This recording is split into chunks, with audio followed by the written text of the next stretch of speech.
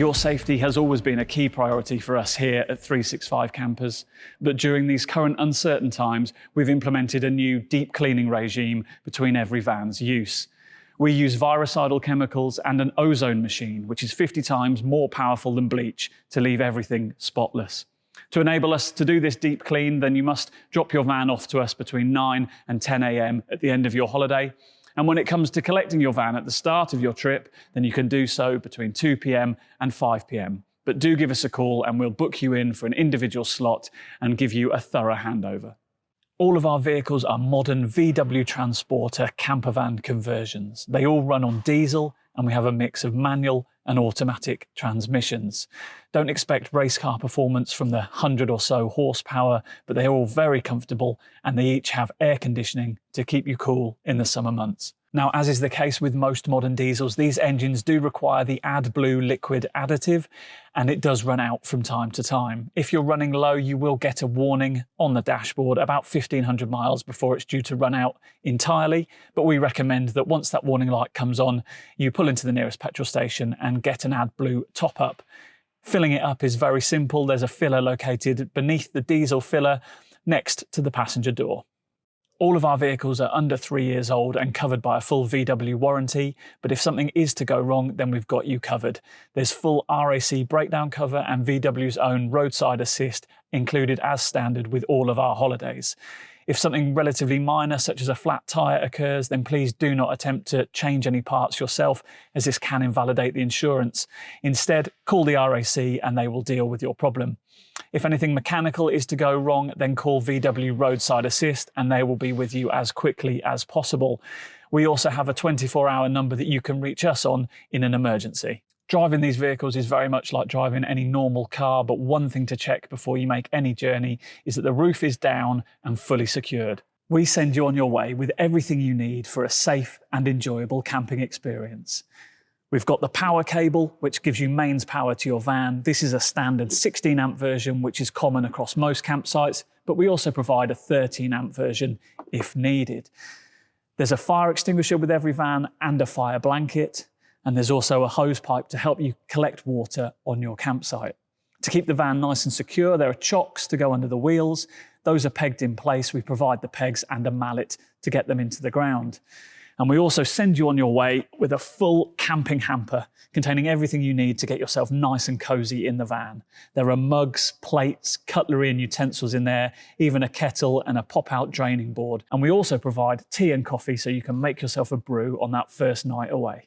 To make your stay even more comfortable, we also hire out a number of additional items, including trailers, awnings, camping chairs and tables, additional tents, gas barbecues, TVs, sat-navs. There's plenty that we can offer, so just let us know and we'll be happy to help.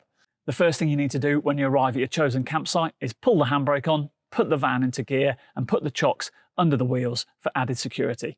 We'll now talk you through all the features of these campers. At the rear of the campers are two very important functions. First off, we've got the water tank. That's locked and the key to that is on the same fob as the ignition key that we supply. Next to that is the power supply. This is your mains hookup. Now take the power cable that we also provide you, line up the prongs and the holes and it will slot snugly in place. Some models have got a quick release switch that you must press down on before you can remove the power cable, so don't try tugging on it unless you've depressed that lever. At the rear of the campers is the gas supply. Tucked away inside the boot are these gas cylinders. We supply one for every trip, but we can't guarantee exactly how much gas will be in each one, so you may have to buy a replacement cylinder during your holiday. Once you're parked up and you're ready to start cooking, turn the knob on the top of the gas cylinder and that will allow gas to be supplied to the hob. When you're driving, do that knob back up for safety. And if you do have to replace a cylinder, they're readily available on campsites and at petrol stations. To remove the cylinder, just turn it beneath the valve. Don't touch this large brass bolt. Just turn it from beneath the valve and it will unscrew and then you can screw in a new container. At the heart of all the creature comforts in your van is the control panel. Now we've got two different versions on the vans we operate, but both are located in the same place, which is right here, and both are operated in a very similar way. The first thing you have to do is effectively tell the camper that you're in camping mode. Now, with one of our models, that involves merely switching the lights on, but in the other ones, the one I'm in right now, you just have to switch the control panel on the on and off switch to the far left. The other switches turn on the pump for the sink, add auxiliary lighting, and there's a power check for the leisure battery. Now, the leisure battery is the auxiliary battery on these vans. There are two batteries, your normal starter battery and the leisure battery, which provides power for things like the fridge. If you're hooked up to the mains hookup at a campsite, then you don't have to worry about draining the leisure battery because the van knows that it will use the power that's coming through that power cable. But if you're wild camping, then you will have to keep an eye on the leisure battery levels. Leisure batteries are charged when you drive the vehicle, so if it starts to lose a bit of power, then take the van for a drive and you'll be able to charge up the leisure battery. Do be aware that things like the fridge do take a lot of power and can drain the leisure battery entirely in around about a day. And if you drain the leisure battery, sadly, you won't be able to start the van. So do keep an eye on it. The fridges are very efficient and very cold, so switch them off when not in use, and they can still be a cold place to store things that you need to keep cool. Cooking in these vans is one of the best parts of the holiday, but there are a couple of things that you should bear in mind. If you've got one of our vans that comes with a grill, then pull out the heat shield just to protect that work surface above it, and it's a good idea to slide open the window to get some ventilation, though all our vans do come with smoke alarms. When it comes to washing up, remember that that water has to go somewhere, and there is a drainage hole underneath the van. So if you're using washing up liquid, then do put the collapsible bucket that we provide underneath the van to collect that water. When it comes to opening the roof, the first thing to do is swivel the front passenger seat around. To do this, pull the seat as far forward as it will go. Then find the vertical metal lever, which is in the middle directly beneath the seat. Slide it towards the driver's seat and swivel as you go. It's the same lever to reverse the process. On some models, the seat arrangement looks like this. In this instance, pull the seat as far back as it will go and then pull the flat metal lever up to rotate. For our vans with a double front passenger seat, first unscrew the two floor-mounted bolts at the front and rear. Each nut has wings on it to stop it dropping back down. Make sure the driver's seat armrest is in the up position and then push the seat forward as you twist it. Secure it in place with the locking bolts. It may be simplest to use just one or two when in camping mode. There are two different roof types on our vans. On the first type, unclip the small push-in buckle and twist the fold-out catch to unhook the metal clasp. The magnetic latch can then be pushed out of the way. Push the ceiling to expand the roof upwards. A gas strut will take the strain once partially elevated. The second type of roof is held in place with small ratchet straps. Untie the loose ends of the straps, then depress the ratchet to feed the straps entirely out of the mechanisms. Once both are untied, the roof opens in the same way as the first one. Both roof types offer sleeping space and are weight rated to 150 kilos, or about 23.5 stone. The roof space is cooler than the main van interior, even with the heater on, so if sleeping upstairs, we recommend using a good quality sleeping bag. To close both roofs, simply reverse the opening process. It is very important to make sure that both roofs are firmly shut and secured before driving away. We recommend doing overhand knots in the excess straps of the second roof type.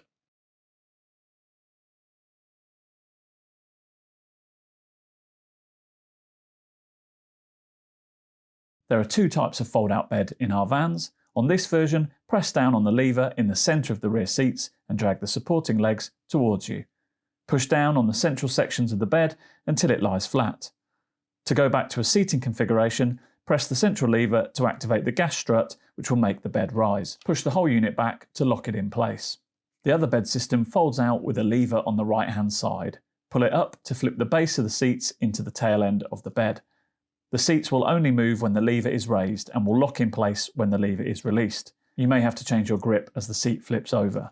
The rear section of the bed is released by pulling up on the spring-loaded bar. This bar locks back into place when converting the bed back into seats. All of our vans come with a heater to keep you warm at night. The heater controls are located above the main electrical control panel. Push the on-off button to start the heater and then set the temperature. The heater will take a few minutes to kick in, so be patient. Turn it on and then wait for the sound of hot air to come out from beneath the driver's seat. The heaters run on diesel from the main fuel tank. They are very efficient and do not use much fuel at all, but do make sure that the fuel tank isn't empty before switching it on. There are two types of tables in our vans. The rail-mounted version is stored at the rear of the van and must be stowed in the orientation shown to avoid damage.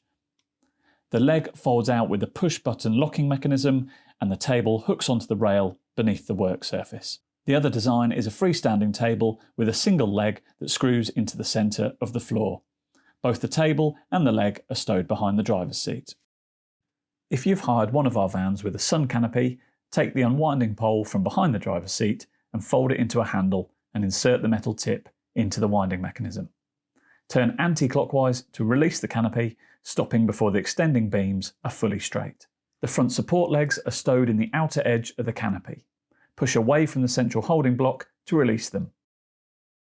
A lever mechanism allows you to set the desired height and lock the supports in place. Peg down the legs for extra stability, but do not use the canopy on windy days. When packing away the canopy, collapse the telescopic legs and make sure the pegging points are orientated in the position shown so they clip securely back in place. Use the winder to return the canopy to its housing.